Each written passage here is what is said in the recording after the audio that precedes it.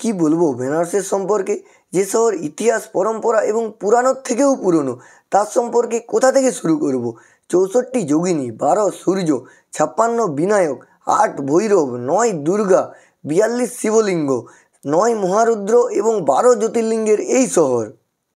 এই শহর এক অবোধকেও বেদ পড়িয়ে দেয়। এইরকমই শহর বেনারস। প্রেমের জন্য কাশীর থেকে সুন্দর কিছুই হয় না। কাশী তো সেই শহর যেখানে মহাদেব সতীর প্রেমের জন্য প্রতীক্ষা করেছিল। মহাদেবের একদম নিজের হাতে গড়া শহর হলো এই কাশী বা বেনারস। আজ আমি আপনাদের এই ভিডিওতে দেখাতে চলেছি কিভাবে একদিনে কাশীর সমস্ত ধার্মিক স্থানগুলি আপনারা অল্প সময়ে এবং অল্প খরচে ঘুরে নেবেন। এছাড়াও আমি আপনাদের বলে দেব পুরাণ মতে কোন মন্দিরের দর্শন না করে বাবা কাশী বিশ্বনাথের দর্শন করলে কাশী আসার যে পুণ্য অর্জন সেটি হয় না, এবং কিভাবে আপনারা পদে পদে স্ক্যাম থেকে বাঁচবেন, মানে কোথায় কিভাবে আপনাদের পয়সা লুটে নিতে পারে সেই সব ইম্পর্টেন্ট টিপস দেবো আপনাদের।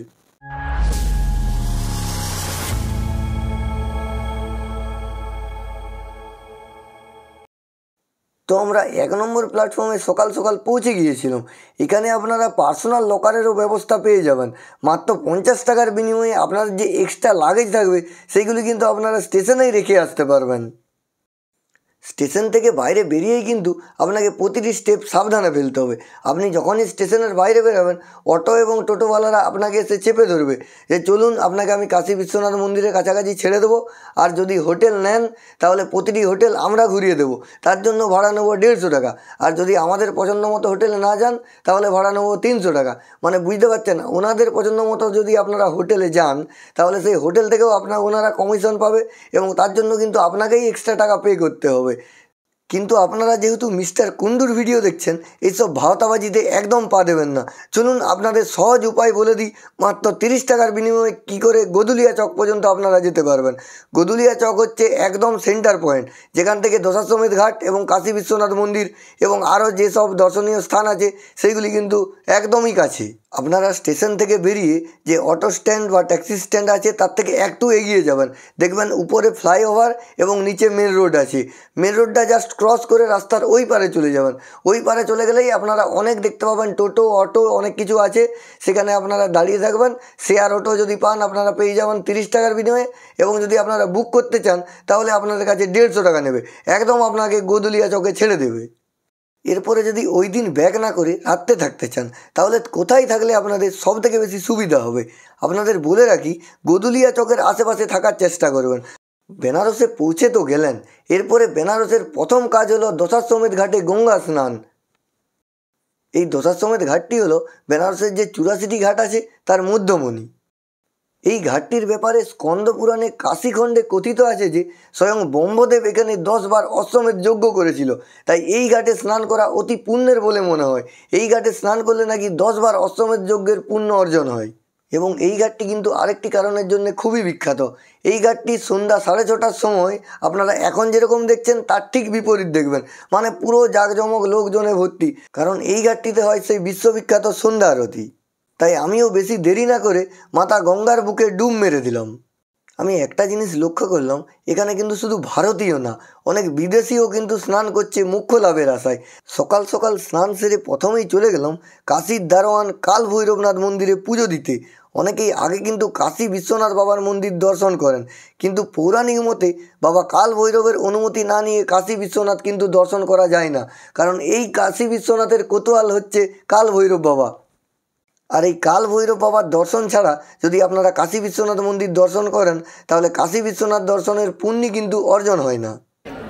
তো আমি সকাল সকাল বেরিয়ে পড়েছি এই যে ঘাটের শহর বেনারস এক্সপ্লোর করতে।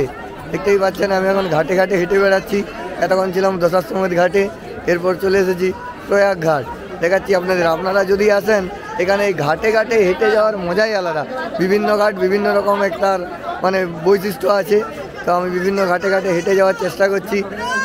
এই বেনারসে এসে কিন্তু আপনারা এক ঘাট থেকে অন্য ঘাট অবশ্যই পায়ে হেঁটে ঘুরে দেখবেন। এতে আপনার পরের দিন পায়ে একটু ব্যথা হতে পারে, কিন্তু আপনি যেসব দৃশ্য চাক্ষুষ উপলব্ধি করবেন সেটি আপনার সারা জীবনের স্মৃতি হয়ে মনের মণিকোঠায় থেকে যাবে। আর এই গঙ্গার পাড়ে হাঁটতে শীতল এবং কোমল বাতাসে আপনার কিন্তু ভালোই লাগবে। এবং হাঁটা ছাড়াও আপনারা নৌকা করে এক ঘাট থেকে আরেক ঘাট ঘুরে নিতে পারেন। সেক্ষেত্রে কিন্তু ভিউটা আরও ভালো পাবেন। এই নৌকাতে কিন্তু আপনার যে বার্গেনিং স্কিল আছে সেটা কিন্তু কাজে দেবে, কারণ এই নৌকাওয়ালাদের সঙ্গে অনেক বার্গেনিং করতে হয়।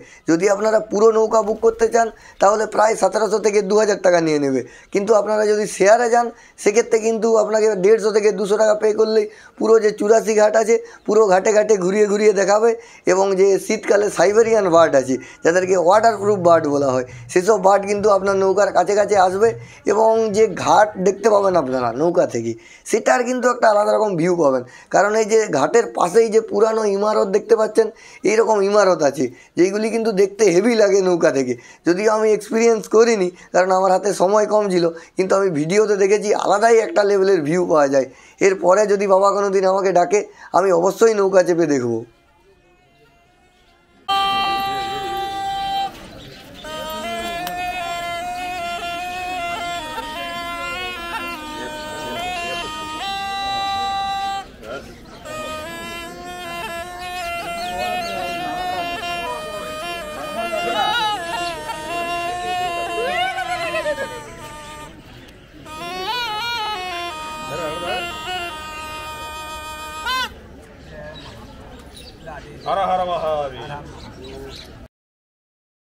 আমি এক গ্রামের ছেলে, ছোটোবেলায় অনেক বাবুরাম সাপুড়ে আসতো সাপ খেলা দেখাতে, কিন্তু এখন তো সেসব অতীত।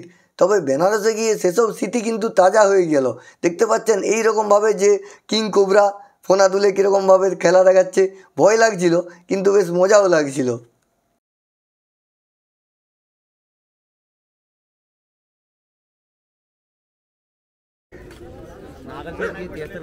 माता ये रुद्राक्ष कैसे दे रहे हैं?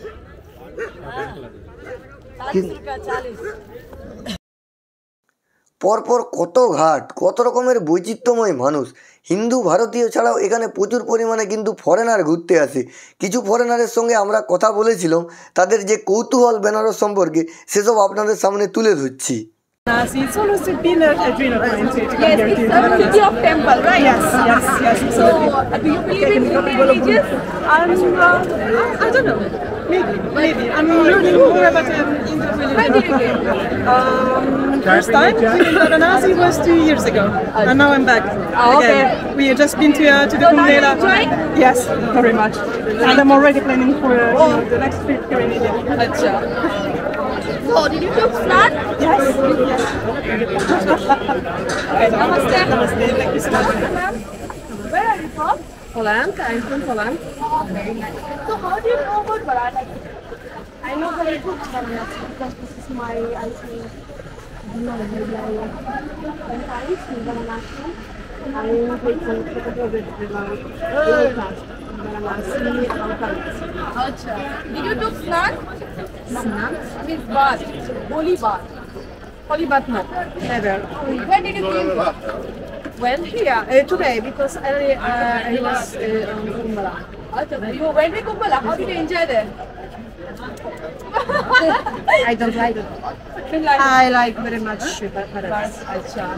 So, did you see the Bharati? You see what is there? It's very crowded. Yes, more than earlier when I was many times. Okay, today no. Thank you so much. I'm going to Manikarnika. আচ্ছা মানে কি Lord Shiba, Lord Shiba. কৌতূহল হবেই না বা কেন? এই বেনারস সম্পর্কে মানুষ যত জানবে, যত বুঝবে, তত এই বেনারসের প্রেমে পড়ে যাবে। কারণ স্বয়ং ভোলেনাথ এখানে বিরাজমান, আর ভোলেনাথ যেখানে বিরাজমান সেখানে তো প্রেম আছেই, আর কৌতূহল তো থাকবেই। তাই যদি আপনারা বেনারস আসেন তাহলে এই বেনারসের প্রেমে কিন্তু আপনারা একবার নয় বারবার ছুটে আসবেন। তো আমি দশাশ্বমেধ ঘাট থেকে হাঁটতে শুরু করেছিল এবং হেঁটে হেঁটে বিভিন্ন ঘাট পরপর ঘাট, সেসব ঘাট পেরি পেরি কিন্তু এখন এসে গেছি হরিশ্চন্দ্র ঘাটে। এই হরিশ্চন্দ্রের নাম আপনারা নিশ্চয়ই শুনে থাকবেন, রাজা হরিশ্চন্দ্র। হরিশ্চন্দ্রের কিন্তু রাজত্ব চলে যাওয়ার পরে এই যে ঘাট দেখছেন, এই ঘাটেই তিনি কিন্তু শবদেহ সৎকারের কাজ করতেন, আর তার জন্যই এই ঘাটের এত গুরুত্ব।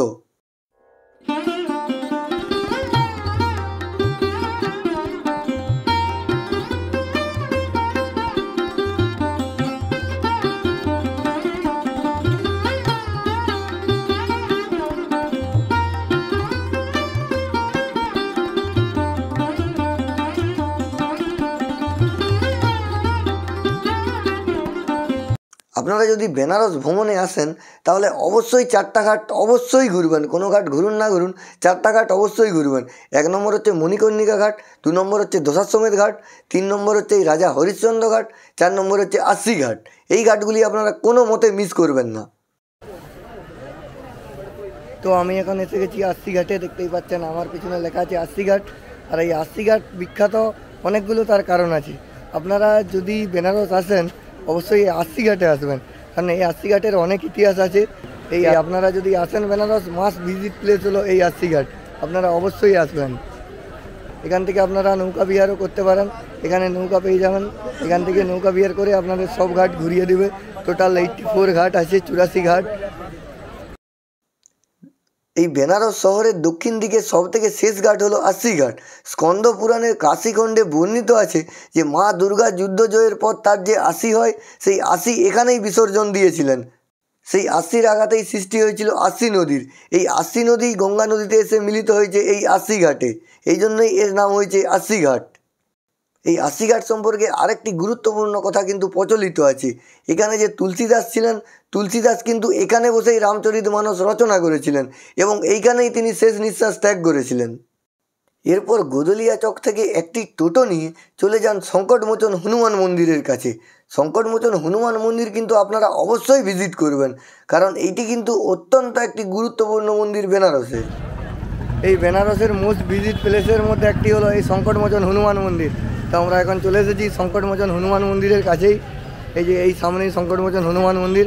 আপনারা যদি আসেন সংকটমোচন হনুমান মন্দির, ওইখান থেকে গোদুলিয়া চক থেকে টোটো পেয়ে যাবেন। টোটোতে আমাদের কাছে নিল 3 কিলোমিটারে 300 টাকা। তারপর আপনারা বার্গেনিং করে নিতে পারেন, কারণ এখানে বেশি বলে, আমাদের 350 বলেছিল, আমরা বার্গেনিং করে প্রায় 300-র মধ্যে নিয়ে এসেছি। এই দেখতেই পাচ্ছেন সংকটমোচন হনুমান মন্দির।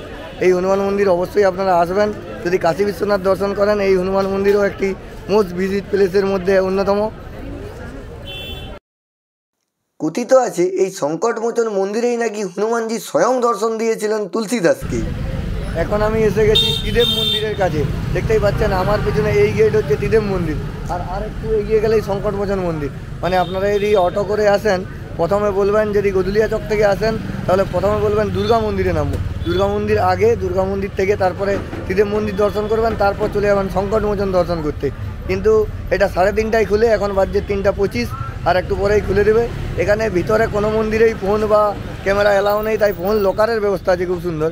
লকারে ফোন রেখে যেতে হচ্ছে, তাই ভিতরের দৃশ্য দেখাতে পাচ্ছি না। কিন্তু এলে আপনারা এই ত্রিদেব মন্দির আর সংকটমোচন মন্দির অবশ্যই আসবেন। এরপর আপনারা দর্শন করে নিতে পারেন মাতা অন্নপূর্ণা মন্দির। অন্নপূর্ণা মন্দির যাওয়ার জন্য দশাশ্বমেধ ঘাট থেকে একটু উঠে এসে ডান দিকের গলিতে গেলে, এই যে এইরকম দেখতে পাচ্ছেন, এরকম গলি গলি গলি গলি দিয়ে গেলে আপনারা কিন্তু অন্নপূর্ণা মন্দিরের মাঝে পৌঁছে যাবেন। অন্নপূর্ণা মন্দির দর্শন করার পর আপনারা কিন্তু অতি অবশ্যই বিশালাক্ষী মায়ের মন্দির দর্শন করবেন, কারণ এটি হলো 51 সতীপীঠের অন্যতম সতীপীঠ। কথিত আছে যে এখানে মাতা সতীর মুখ পড়েছিল। আর এই মাতা অন্নপূর্ণার মন্দির এবং মাতা বিশালাক্ষী মন্দির কিন্তু একদম কাশী বিশ্বনাথ মন্দিরের থেকে সামনাসামনি। 300 মিটার সারাউন্ডিংয়ে আপনারা এই 3টি মন্দির কিন্তু পেয়ে যাবেন। আপনারা হয়তো ভাবছেন কুন্ডু তো শুধু ঘোরার কথাই বলছে, বেনারসে শুনেছি অনেক ভালো ভালো খাবার পাওয়া যায়, তাহলে খাবারের কথা বলছে না কেন? আপনাদের জানিয়ে রাখি, বেনারস যেমন ভ্রমণ প্রিয় মানুষদের জন্য স্বর্গ, কিন্তু সেরকমই যারা ফুড লাভার তাদের জন্যও কিন্তু একদম স্বর্গ আপনারা বলতে পারেন। কারণ এইখানের কিছু স্পেশাল ফুড আছে যেগুলি কিন্তু ওয়ার্ল্ড ফেমাস। আর সেসব যদি আপনারা জানতে চান তাহলে অবশ্যই কমেন্ট বক্সে কমেন্ট করুন। আমি এর পরের ভিডিওতে কী কী খাবার বেনারসের বিখ্যাত সেই সবের ভিডিও বানিয়ে দেব। বিকেলের দিকে আপনারা অবশ্যই চলে যান মণিকর্ণিকা ঘাটে। এই বেনারসের একটি অত্যন্ত গুরুত্বপূর্ণ জায়গা বলতে পারেন এই মণিকর্ণিকা ঘাট। এই মণিকর্ণিকা ঘাটের অনেক কিন্তু পৌরাণিক কথাও আছে, সেসব কথা আপনাদের আগে জানাচ্ছি। এই সেই ঘাট যেখানে কথিত আছে যে মাতার কানের দুল পড়েছিল, এবং অনেকেই বলে থাকেন যে সতী মাতার দেহ মহাদেব এখানে নিজ হাতে দাহ করেছিলেন। এই কাশী শহরে নাকি যমদূতের প্রবেশ নিষিদ্ধ, তাই জন্ম মৃত্যুর চক্র থেকে মুক্তি পাওয়ার জন্য মণিকর্ণিকা ঘাটে দাহ করা হয়। এখানে প্রতিদিন প্রায় 100টি চিতা জ্বলে। 365 দিন 24 ঘন্টা এখানে চিতা কিন্তু কোনো দিন নেবে না। এই মণিকর্ণিকা ঘাটে গেলে আপনি কিন্তু আসল শান্তি খুঁজে পাবেন এবং বুঝতে পারবেন যে এই পৃথিবীর সব কিছুই মায়া। মণিকর্ণিকা ঘাট দেখার পর বিকাল 5টার মধ্যে আপনারা শটাং চলে যান দশাশ্বমেধ ঘাটে, কারণ বিশ্ববিখ্যাত যে গঙ্গা আরতি হয় সেই গঙ্গা আরতি দেখতে হবে তো নাকি। আপনারা যদি গঙ্গা আরতির আসল মজা নিতে চান তাহলে একটু কিন্তু জলদিই যাবেন, কারণ এখানে প্রচুর মানুষের ভিড় হয়। আর ভিড় হলে যে আমরা দেখছেন যে ভিডিও একটু পিছিয়ে আছি, ভালোভাবে দেখতে পাচ্ছি না।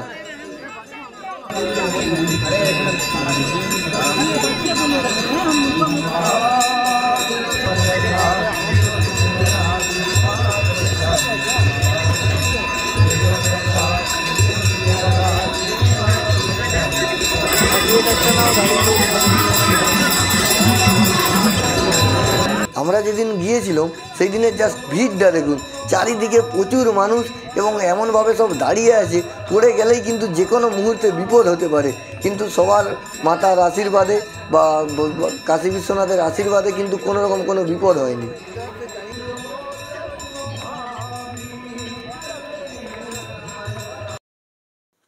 তারপর আমরা সারাদিন যেখানেই ঘুরি না কেন শেষ গন্তব্য কিন্তু আমাদের সেই বাবার চরণ।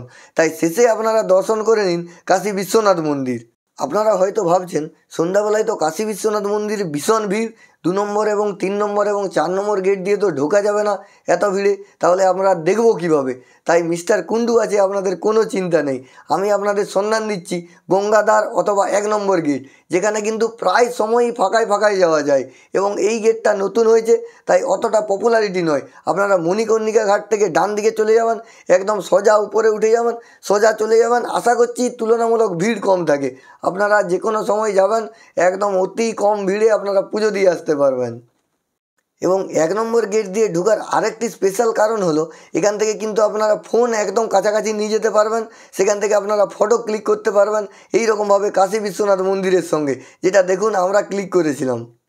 বাবার দর্শন করে একদিনের কাশী ভ্রমণ সম্পূর্ণ করলাম আমরা।